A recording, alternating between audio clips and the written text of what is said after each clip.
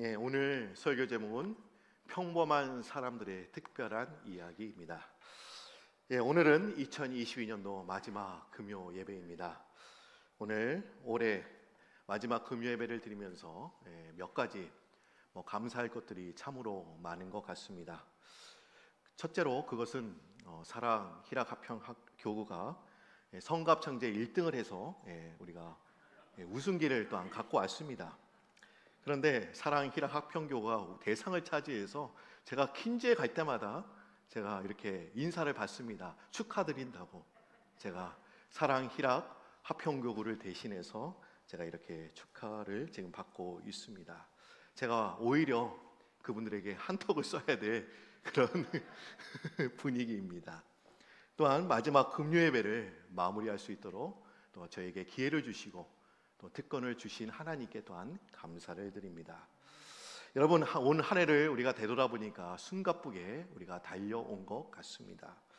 세월은 연령대별로 그 빠르기가 다르다고 하던데 정말로 그 말이 실감이 나는 것 같습니다. 우리 한번 옆에 있는 분들과 이렇게 인사를 나누시면 좋을 것 같아요. 여러분 때문에 행복했습니다. 한번 이렇게 인사 나누실까요? 여러분 때문에 행복했습니다. 웃으면서 하시는 분들 뭐가 이유가 있는 것 같아요. 행복하지 않으면 안 됩니다. 행복하셔야 됩니다. 우리는 우리 성도들 때문에 우리는 행복한 것입니다. 내 주에 내 혼자가 아니라 나를 기도해 주는 교구와 목장 식구들이 있기 때문에 우리는 행복한 것입니다. 우리가 그 행복을 세상에서는 우리가 누릴 수가 없습니다. 그 행복은 오직 교회 안에서 주님 안에서만 누릴 수 있는 것입니다. 그렇기 때문에 여러분들은 행복한 사람이며 또한 여러분 우리 같이 예배드린 그 자체가 또 행복한 그런 시간이 되는 것입니다. 여러분, 어린아이가 있는 집이라면 책꽂이에 위인전이 수두룩하게 꽂혀 있을 것입니다. 위인전은 우리 어린아이들이 손수 구입했다기보다는 아마 어른들이, 우리 부모님들이 아마 구입했을 가능성이 높습니다. 부모님들이 위인전을 구입한 이유 여러 가지가 있겠죠. 그것은 우리 자녀들이 훌륭한 사람으로 자라나길 하는 바람으로 또 위인전을 구입했을 것이고, 또 이 인전을 읽으면서 우리 자녀들이 꿈과 비전을 또한 갖도록 하기 위해서 이것을 아마 구입하셨을 것입니다. 그런데 우리가 위인전을 읽어보면 이런 공통점을 우리가 찾아볼 수가 있습니다. 태생부터가 남다릅니다. 그리고 주변에 사람들이 장차 이렇게 크게 될 아이라고 또한 예측을 합니다. 성장기부터 온갖 고초와 또 어려움을 겪게 되지만 그 상황을 굳은 의지와 심령으로 그것을 모두 이겨냅니다. 그 고난들이 오히려 그 사람의 위대함을 빛내기 위한 보조 장치로 또한 보이게 만듭니다. 그런데 우리가 위인전 속에 나오는 인물들을 우리가 비교해 보면서 우리는 자신에게 또한 실망하게 되고 위축되는 모습을 우리는 발견하게 되는 것입니다.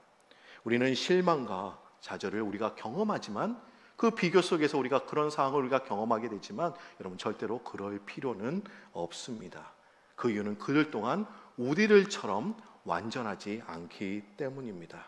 그들도 우리처럼 똑같은 실수와 그런 잘못을 경험했고 때로는 스스로에게 실망하면서 살아갔던 그런 사람들이었습니다. 매 순간의 선택이 어떤 결과를 초래할지 장담할 수 없었기에 그들 또한 가슴을 졸이면서 불안해하며 아마 살아왔습니다. 우리는 그들의 완결된 그런 생애 그리고 종합적인 결말의 삶을 우리가 보고 있어서 우리가 그들의 높게 평가를 합니다마는 그들에게도 지우고 싶은 각오가 있었고 불안한 미래가 있었다고 하는 것이죠. 어떤 분이 이렇게 이야기를 합니다. 어떤 분이 이렇게 얘기해요. 위인전은 어렸을 때 읽는 것이 아니라 성인이 되어서도 읽어야 된다라고 주장을 합니다. 그것은 인생의 후반전에 업적을 쌓은 그런 위인들이 많기 때문에 지금도 늦지 않았으니 그것을 읽으면서 큰 도전을 받으면서 그러면 큰 일을 할 수 있다고 하는 것이죠. 여러분, 그 메시아 곡을 여러분 만든 핸델은 여러분 48세부터 명곡을 발표하기 시작했습니다. 또 독일의 문호 게테는 60세 이후에 창작 활동의 전성기를 또한 이룩해내었죠. 그렇기 때문에 불후의 명작인 파우스트로 이 기간에 집필됐다고 합니다. 그래서 저도 성인이 되어서도 위인전을 읽어야 된다, 이 말에 저도 한번 펼쳐보게 되었습니다. 근데 우리가 여러분들이 읽는 위인전과는 좀 다른 위인전을 제가 꺼내서 읽게 되었습니다. 제가 읽은 위인전은 어떤 위인전이냐, 제목부터가 좀 남다릅니다. 찌질한 위인전입니다. 9명의 위인이 등장하고 있어요. 여러분, 찌질하다는 의미가 과연 무엇입니까? 보잘것없고 형편없는 상태를 우리가 찌질하다라고 이야기를 합니다. 그런데 이 책의 서문에서 이런 이야기를 하고 있습니다. 그들이 위인이 될 수 있었던 이유는 어쩌면 우리에게 남긴 어떤 업적이나 작품과 같은 결과 때문이 아니라 그곳에 닿기까지의 과정 때문일지도 모릅니다 라고 이야기를 하고 있습니다. 우리는 그 사람이 남긴 업적이나 공적에 우리가 관심을 갖고 있습니다마는 그 사람이 거기에 오르기까지의 과정이 더 중요하다는 것이죠. 여러분, 과정이 좋으면 결과가 좋아야 되죠. 그렇지만 항상 그런 것만은 아닙니다. 과정이 좋더라도 결과가 나쁠 수가 있습니다. 또한 결과가 나쁘더라도 좋은 결과가 또한 나올 수가 있는 것이죠. 하지만 과정이 좋으면 결과가 좋을 가능성은 확실히 높아지는 것입니다. 근데 우리가 결과만 치중하게 되면 그 달콤함에 우리가 현혹이 되어서 과정을 무시하고 꼼수와 편법만 우리가 사용하게 됩니다.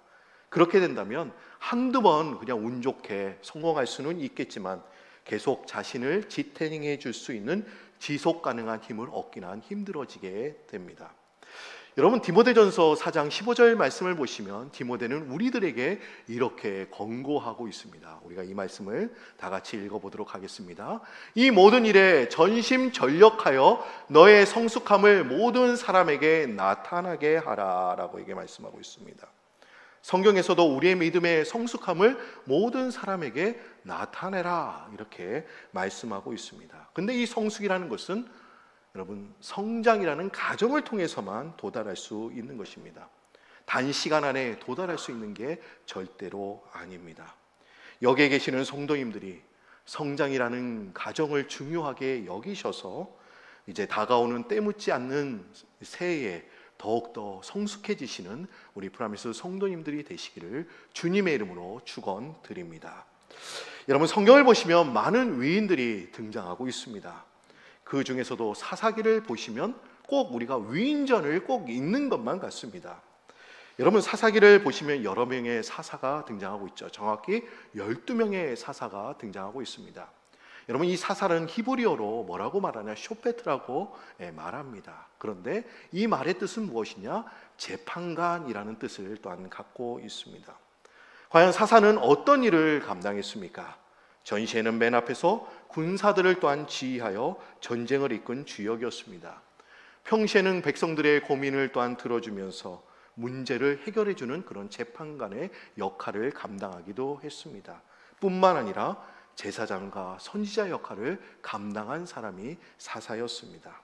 그런데 우리는 이 사사를 위인으로, 영웅으로 우리는 보통 생각을 합니다. 우리가 그렇게 생각하는 이유가 과연 어디에 있을까요? 믿음의 영웅으로 우리가 사사를 생각하는 이유가 과연 어디에 있을까요? 여러분, 히브리서 11장 32절과 34절의 말씀 한번 보시면 우리가 이 말씀 때문에 우리가 사사를 영웅으로, 위인으로 우리가 생각하는 것만 같습니다. 그래서 히브리서 11장 32절부터 34절까지의 말씀을 우리가 함께 읽어보도록 하겠습니다. 우리 너무나 여러분들이 또한 잘 아시는 말씀이기도 할 것입니다. 우리 다 같이 읽어보도록 하겠습니다. 내가 무슨 말을 더하리요? 기드온, 바락, 삼손, 입다, 다임이, 사무엘과 선지자들의 일을 말하려면 내게 시간이 부족하리이다. 그들은 믿음으로 나라를 이기기도 하며 의를 행하기도 하며 약속을 받기도 하며 사자들의 입을 막기도 하며 불의 세력을 멸하기도 하며 칼날을 피하기도 하며 연약한 가운데서 강하게 되기도 하며 전쟁에 용감하게 되어 이방 사람들의 진을 물리치기도 하며 이렇게 말하고 있죠. 여러분, 히브리서 11장은 우리가 보통 이렇게 부릅니다. 믿음장이라는 별명을 갖고 있어요. 그래서 우리가 믿음장이다 라고 이렇게 부릅니다. 그들은 믿음으로 나라들을 이기기도 했습니다. 또한 불의의 세력을 이기기도 했습니다마는 그들의 모든 삶의 이야기를 믿음의 관점으로만 우리가 바라봐야 될까? 아마 그렇지는 않을 것입니다. 여러분, 입다해는 어떤 사람이었습니까? 첩의 아들이었습니다. 주변 사람들의 무시와 또한 멸시로 숨어서 지내다가 불황자들의 몰려든 그런 틈바구니 속에서 이제 불황자들의 그런 우두머리가 또한 되게 되지요. 어느 날 찾아온 입신양명의 기회를 확실하게 붙잡기 위해서 신앙과 하나님을 출세의 도구로 사용한 자였습니다. 그럼 에웃은 어떤 사람이었습니까? 그는 오른손에 장애가 있는 왼손잡이였습니다. 또한 상갈이라는 사람이 나오는데 그는 또한 농부였습니다. 그리고 여러분들이 잘 아시는 삼손, 이 삼손은 나귀의 턱뼈로 1000명의 블레셋 사람들을 죽인 전과를 갖고 있었습니다마는 성적인 것에 지나치게 집착한 그런 자였습니다. 그들은 보통 사람들과 다를 바가 없었습니다.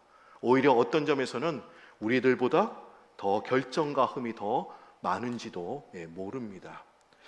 하지만 사사들이 이런 인간적인 약점을 가진 자였음에도 불구하고 성경에서는 그들을 믿음으로 나라를 이기기도 했으며 이를 행하기도 하며 이방 사람들의 진을 물리치기도 하였다고 말하는 이유가 과연 어디에 있을까요? 이것은 과연 우리들에게 이렇게 오히려 반문하고 있는 것만 같습니다.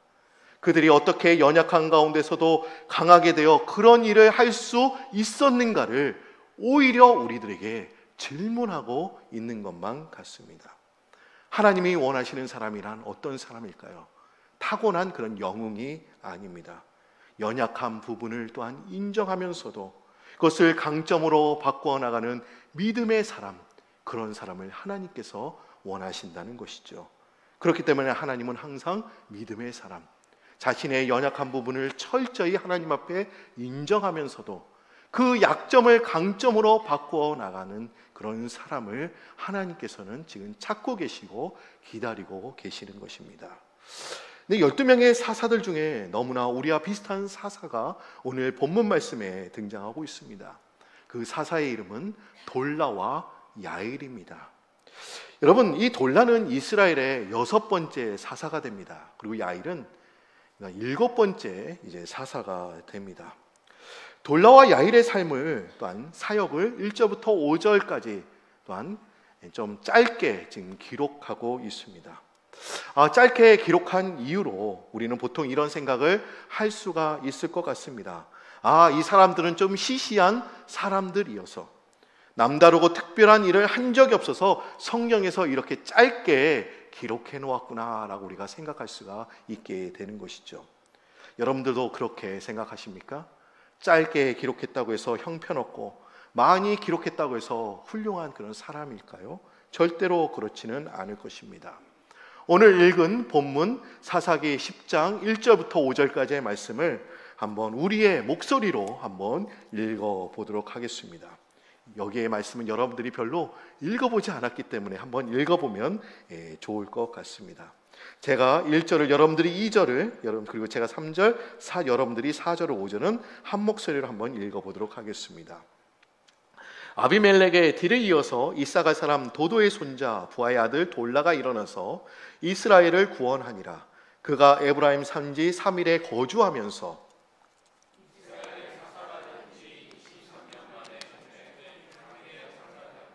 그 후에 길르앗 사람 야일이 일어나서 22년 동안 이스라엘의 사사가 되니라.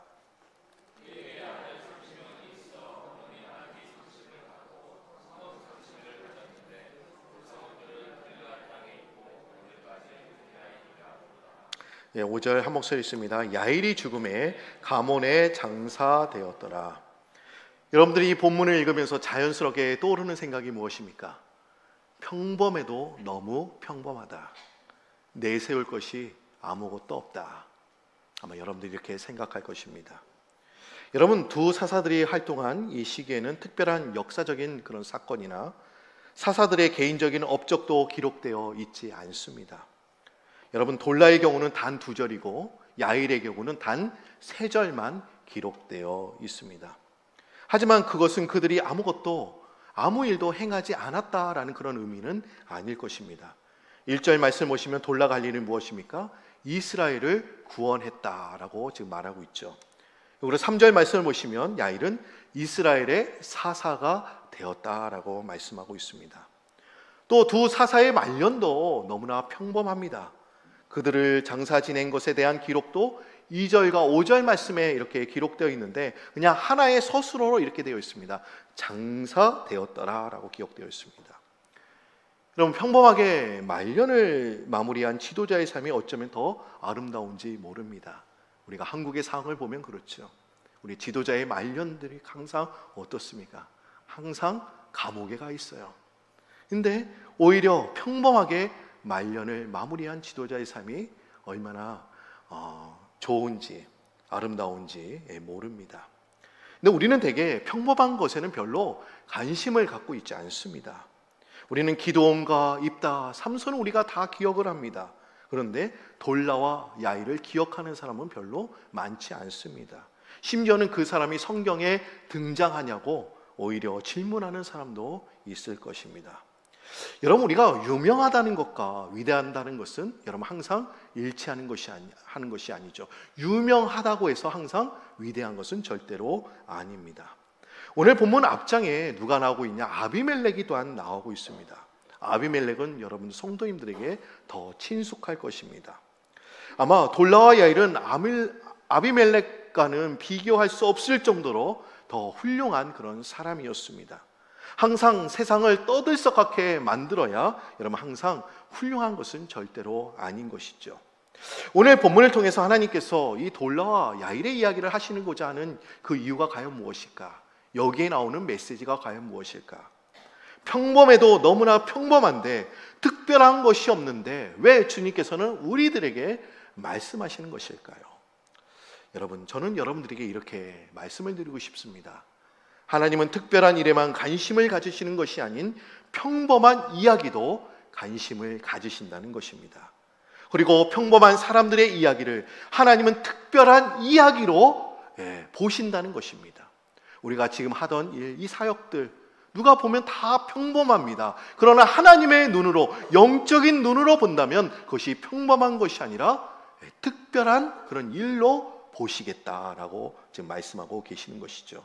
이것은 우리의 삶에 유난히 관심을 갖고 계심을 또한 말해주고 있는 것입니다. 여러분, 우리가 너무나 평범한 삶을 살아서 특별한 역사적 사건이나 개인적인 업적이나 사업이 없다고 해서 아무런 일을 하지 않았다고 하는 것은 절대로 아닙니다. 그 내면 속속히 우리가 들여다보면 우리가 잘 기억하지는 못하지만 작고 사소한 일들을 많이 또한 행했을 것입니다. 사람들은 대부분 그렇죠. 대부분 또한 빛나고 돋보이고 싶어 하기 때문에 오히려 더 평범함이 더 가치가 있고 빛날지도 모릅니다. 모든 사람들이 다 좀 튀고 싶어 하고 또 매력적으로 보이고 싶어 하고 뭔가 또 돋보이고 싶어 하기 때문에 오히려 평범한 삶이 더 빛나게 보인다는 것이죠. 어쩌면 가장 힘든 게 평범한 삶일지도 모릅니다. 우리가 평범하다라는 이 단어, 우리 한자어로 보면 제가 이 평평할 평이라는 그 단어를 쓰죠. 그런데 이 평이라는 것은 또한 다른 의미를 갖고 있습니다. 평평하다라는 의미와 또 어떤 의미냐? 다스리다라는 의미를 또한 갖고 있습니다. 여러분, 이 평범하다는 것은 인간적으로 특별함이 없다라는 것이 아니라 늘 지나치지 않도록 내부나 외부적으로 지혜롭게 다스릴 줄 아는 사람이 우리는 평범한 사람이라는 것입니다. 여러 가지 유혹으로부터 우리가 절제하면서도 여러 가지 압력에도 스스로 판단하면서 또 자기 자신을 다스릴 줄 아는 사람이 평범한 사람이라는 것입니다. 오늘 본문에 나오는 이 돌라와 야일도 겉으로는 평범해 보였습니다마는 그 안을 깊숙이 들여다보니 작고 사소한 일들이 또한 많이 있었습니다. 또한 자기 자신을 지혜롭게 잘 다스린 사람이었습니다. 우리가 돌라와 야일의 삶을 한번 깊숙이 들여다볼 것인데 이들은 과연 어떤 삶을 살았을까 한번 보시면 좋을 것 같습니다. 여러분, 돌라가 사사가 되어 이스라엘을 다스리기 직전의 상황은 과연 어떠했을까요? 이 배경이 너무나 중요한 것이죠. 이 돌라가 사사가 되기 전에 아비멜렉이 이스라엘을 다스리지 않았습니까? 근데 아비멜렉이라는 사람은 무력으로 권력을 빼앗은 사람이었습니다. 그렇기 때문에 이스라엘은 혼란스러웠고 또 가증한 우상숭배가 만연되어 있었던 그런 시대였습니다. 또 아비멜렉은 세겜 사람을 자기 편으로 끌어들여서 또 그 사람을 자기네 사람으로 만들어서 그때부터 지역 감정이 또한 생기기 시작했다는 것입니다. 하나님께서는 이러한 때에 상처받고 또 불안에 떠는 이스라엘 백성들을 위로하고 또한 평안으로 치료하시기 위해서 이 돌라라는 사람을 이스라엘의 사사로 세우셨다는 것입니다. 그리고는 그로 하여금 선한 치세의 능력을 주시어 이스라엘의 분쟁과 또한 악습을 또한 제거하고 평안의 치세를 23년 동안 누릴 수 있도록 그에게 또한 허락하셨다는 것이죠. 그렇기 때문에 그의 시대는 주목할 만한 그런 사건은 없습니다마는 우리가 영적인 눈으로 본다면 이 시대는 어떤 시기였는가? 치유의 시기였다라고 우리는 볼 수가 있는 것이죠. 그럼 야일은 어떤 일을 또한 감당했을까요? 우리가 주목해서 봐야 될 것이 있는데 그의 이름입니다. 야일. 야일의 뜻이 있어요. 야일의 뜻이 뭐냐면 비추는 자, 깨우치는 자라는 의미를 갖고 있습니다. 저는 이것이 영적인 의미가 있다고 생각이 듭니다. 돌라의 시대는 어떻습니까? 이스라엘의 상처난 부분을 꼬매고 도려내고 꼬매는 시대였다고 한다면 야일의 시대는 사람들을 비추고 깨우치는 시대라고 우리는 말할 수가 있다는 것이죠. 여러분, 치유하는 것으로 끝나는 것이 절대로 아닙니다. 하나님의 말씀을 비추고 하나님의 말씀을 또한 깨닫고 그 말씀에 순종하는 자리에까지 우리는 나가야 된다는 것을 말해주고 있는 것입니다. 단순히 우리가 치유만 우리가 받는다고 해서 우리가 만족해서는 절대로 안 된다는 것입니다. 그 말씀을 깨닫고 우리가 주의 말씀을 순종하는 자리까지 나아갈 때 주님께서 기뻐하신다는 것이죠. 여러분, 돌라와 야일이 다스리던 때는 특별한 그런 특이한 만한 그런 사건은 없었습니다. 제가 이 시대적인 상황과 이름을 통하여 또 영적인 해석을 제가 했습니다마는 분명한 것은 그들은 하나님께서 그들에게 맡기신 사역을 그들은 잘 감당해 왔다는 것입니다.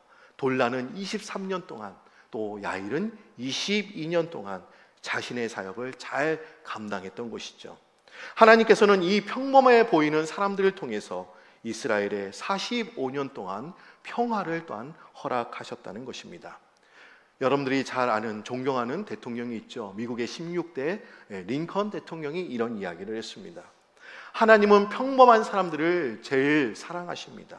그것은 평범한 사람을 제일 많이 만드셨기 때문입니다. 이런 이야기를 했어요.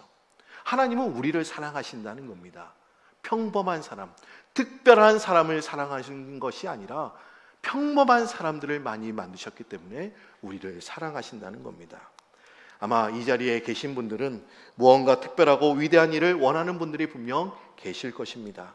하지만 우리 모두가 다 위대한 사람이 될 수는 없습니다. 반면에 우리 모두는 평범한 사람이 될 수는 있는 것이죠. 평범한 속에서 돌라와 야일처럼 믿음의 지체들을 위로하고 또한 격려하고 또 하나님의 말씀을 깨닫고 또 그 말씀을 순종하는 자리까지 나아간다고 한다면 그 인생은 또한 복된 인생이 될 것이며 하나님은 그것을 특별하다고 보실 줄 믿습니다. 여러분, 올 한 해 간증거리가 넘쳐나는 분들이 분명 많이 계실 것입니다. 하나님께 기도받고 응답도 받고 유난히 감사할 내용이 많은 분들이 분명 이 자리에 계실 것입니다. 반면에 그 반대의 분들도 분명 있을 것입니다. 간증거리가 별로 없는 사람들은 이렇게 고백할 것입니다. 나도 저 지사님처럼 그런 환상 체험도 좀 했으면 좋겠고 그런 간증과 좀 체험이 있었으면 좋겠다, 이렇게 고백을 합니다. 그런데 이걸 뒤집어서 우리가 생각해 본다면 이런 의미가 될 것입니다. 간증과 체험이 많다고 한다는 것은 그 삶의 인생에 굴곡이 많았다는 것을 지금 또한 말해주고 있다는 것이죠. 여기에 반창고 붙이고 또 뼈가 부러지고 이런 모습이 아마 간증이 많은 사람의 모습일 것입니다. 뼈가 부러지고 인생의 굴곡이 또한 많았지만 주님께 돌아왔다면 그것은 감사한 일이 될 것입니다. 반대로 하나님의 말씀을 즉각 깨닫고 주님께 돌아온 분들은 간증거리가 또한 없을 수도 있습니다. 하지만 이것도 얼마나 큰 축복인지 모릅니다. 뼈가 부러지고 반창고 붙인 후에 주님께 돌아오기보다는 즉각 순종하여 아픈 곳이 없이 멀쩡하게 주님께 돌아온다면 그것이 더 큰 축복이 아닐까라는 생각이 또한 들었습니다. 제가 유저지 성전에 발령을 받아 사역을 한 지도 이제 거의 정확하게 이제 4개월 정도 이제 되어 갑니다. 참으로 감사한 것은 노란 손수건대회 때 오랜만에 성전 예배에 참여하신 분들이 또 여러 분 계셨습니다. 또한 지난주에 성탄주일에도 그동안 참석하지 않았던 분들이 나오셔서 예배드리는 모습을 또한 볼 수가 있었습니다. 저는 이런 생각을 하게 되었습니다. 노란 손수건데이가 계속 이어지고 있다. 그냥 12월 17일에 끝난 것만이 아니라 이 성탄주일에도 계속 이어지고 있다라는 생각을 하게 되었습니다. 큰 숫자는 아니어도 차츰차츰 2명, 3명씩 회복되어 가는 것이 얼마나 감사한지 제가 주님께 이렇게 감사의 고백을 또한 하기도 했습니다. 여러분들이 아시는 1907년에 평양 대부흥운동이 일어나게 됐죠. 하지만 1907년 대부흥의 열기가 오래가지 못하고 2, 3년이 지나자 차츰 이제 식어가기 시작했습니다. 그리고 사회적으로 일제가 한국을 식민지화했기 때문에 교회는 낙심되어 가고 있는 교인들에게 복음을 전해야 된다는 사명을 또한 깨닫고 교회 부흥운동을 또한 재개하게 됩니다. 3명의 선교사님이 1909년 개성에서 한국교회의 부흥의 불길을 또한 당기기 위해서 사경회와 또한 기도회를 열었습니다. 그리고 이런 목표를 또한 세웠습니다. 100만 명의 심령을 그리스도에게로. 100만 명입니다. 여러분, 당시 기독교 인구가 몇 명인지 아십니까? 8만 명에 지나지 않았습니다. 그런데 100만 명은 확실히 실현하기 어려운 숫자였습니다. 어떤 분들은 100만 명 구령운동은 만영에 가까운 야망이라고 비판하기도 했습니다. 이런 목표를 세우고 성도들은 가가호를 또한 방문하고 전도지를 또한 나눠주게 되지요.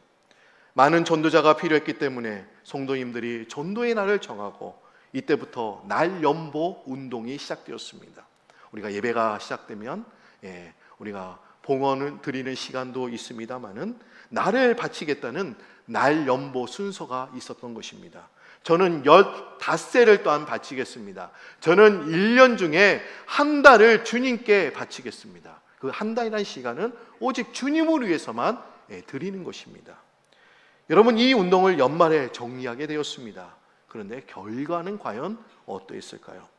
결과는 그다지 좋지 못했습니다. 물론 100만 명이 다 예수를 믿을 거라고는 생각하지는 않았습니다마는 그 결과는 그 기대치의 10분의 1도 또한 미치지 못했던 것입니다. 하지만 그 당시 성도들은 이렇게 다짐하고 기도했습니다. 100만 명이 결신은 하지 못했어도 100만 명이 전도지를 받고 복음을 접했다고 한다면 언젠가는 복음을 받아들일 것이라는 희망과 소망을 갖고 꾸준히 기도하고 또한 전도를 계속했다는 것입니다. 여러분, 중요한 것이 어디에 있다고 생각하십니까? 여러분, 꾸준하게 하는 것입니다. 소망을 갖고 희망을 갖고 믿음 가지고 꾸준히 하는 것입니다. 코로나 기간 동안 보이지 않는 교구, 목장 식구들을 위해서 기도하고 그들에게 우리가 꾸준히 관심을 보인다고 한다면 하나님께서는 그들의 마음을 또한 여셔서 그들이 또한 성전으로 향하게 될 줄로 믿습니다. 중요한 것은 우리가 소망을 갖고 꾸준하게 우리가 기도하는 것입니다. 여러분, 영국의 역사학자인 아놀드 토인비는 또한 이런 이야기를 했습니다. 역사는 창조적 소수에 의해 발전한다라고 이야기를 했습니다. 역사는 소수의 뛰어난 사람들에게 의해서만 진행되는 것처럼 보입니다. 이것은 진신의 일면을 말하기는 하지만 그것이 다 진리는 아닌 것이죠. 역사 속에는 이름도 없이 또 빛도 없이 자기의 소명을 묵묵히 다하고 사라져간 알려지지 않는 그런 유인들, 평범한 사람들이 분명 많기 때문입니다. 오히려 역사는 평범한 것 같지만 진실되게 인생을 사는 사람들에 의해서 지탱되고 있다고 우리는 말할 수가 있을 것만 같습니다. 하나님의 일꾼들 중에는 그 업적과 명성의 후대에 널리 알려진 경우도 있습니다마는 어떤 경우에는 구체적으로 알려지지 않는 작은 일꾼들도 있습니다. 위대하고 훌륭한 인물이 되기를 바라고 꿈꾸는 것은 절대로 나쁘지는 않습니다. 하지만 평범한 일이라고 할지라도 내게 맡겨진 일들을 믿음으로 감당하는 자의 삶 또한 그에 못지않게 아름다운 법인 것이지요. 여러분, 고린도전서 10장 31절 말씀, 여러분들이 잘 아시는 말씀인데 이 말씀에 이렇게 나와 있죠. 그런즉 너희가 먹든지 마시든지 무엇을 하든지 다 하나님의 영광을 위하여 하라. 이게 바울 사도의 권고지요. 여러분, 먹고 마시는 평범한 그런 일상조차도 우리가 하나님의 영광을 위해서 우리가 살아간다고 한다면, 그리고 그 일에 우리가 최선을 다하면서 우리가 살아간다고 한다면 주님께서는 또한 기뻐하시고 새해 또한 새해를 이루시는 하나님께서 우리의 길을 또 활짝 열어주시는 줄 믿습니다. 여러분, 우리가 특별한 일에만 우리가 하나님의 영광을 위해서 살아가는 것이 아니라 먹고 마시는 이 평범한 일조차도 하나님의 영광을 위해서 살아가시는 우리 프라미스 성도님들이 되시기를 바랍니다. 우리 다 같이 기도하는 시간을 좀 갖도록 하겠습니다.